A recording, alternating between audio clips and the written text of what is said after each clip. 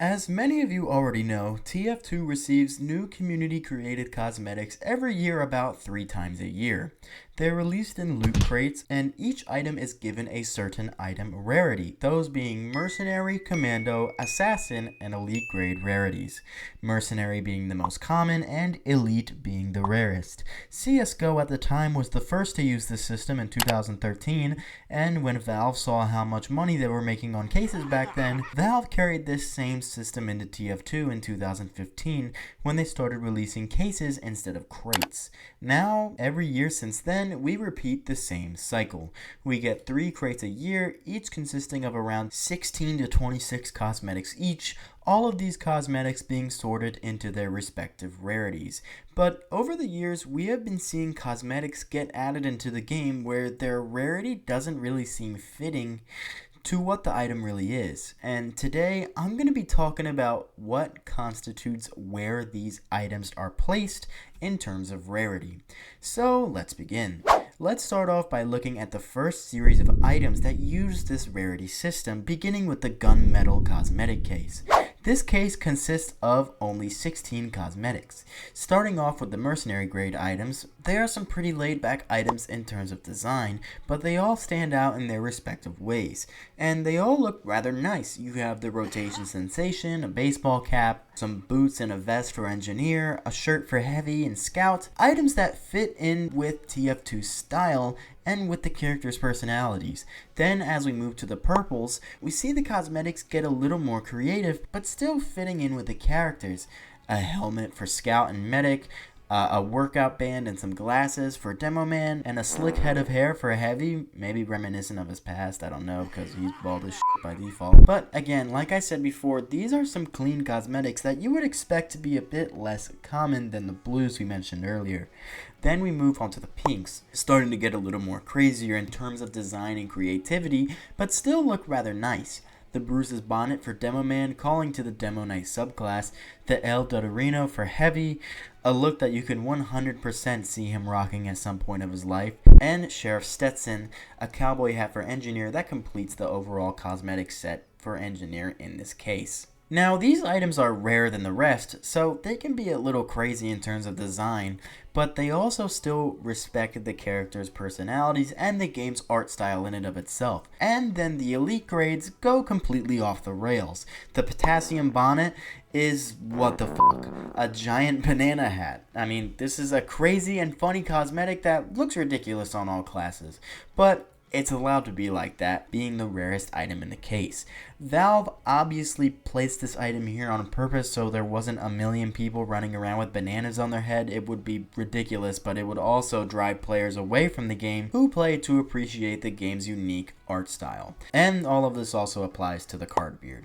Now, with all that out of the way, you can start to get a feel of how these cosmetics are placed. You have laid back and presentable cosmetics in the more common area, and then as design strays farther and farther away from TF2's art style and the rest of the cosmetics in the game, the rarer it becomes. And that process of selection has kept up for over 10 years now. And as time went on and as more and more cosmetics got added, the process of selecting cosmetics became more and more obvious. You have the common ones that look basic but good, and as the cosmetics go up in tiers, the more and more outspoken the designs of these cosmetics become. I just said that, but differently. Now, recently in the summer 2025 case, a cosmetic was introduced that sparked some questions in the TF2 community, the Team Cap.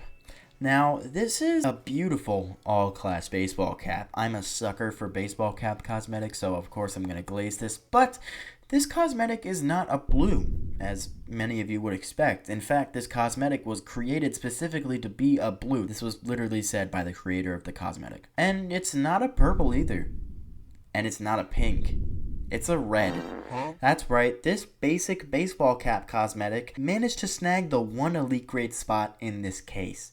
Now, the first thing you're probably wondering is how the hell this basic looking baseball cap is this rare, when past elite grades look much more fitting for the rarity. Well, to make this a lot easier, I emailed Eric Smith this question, but I didn't get a response. I'm sure he's hard at work on the MVM update, but thanks anyway, Eric. So, my thought process behind this selection of specifically elite grade cosmetics that I came up with is that after observing every single one of them, they all have at least 1 out of 4 things in common.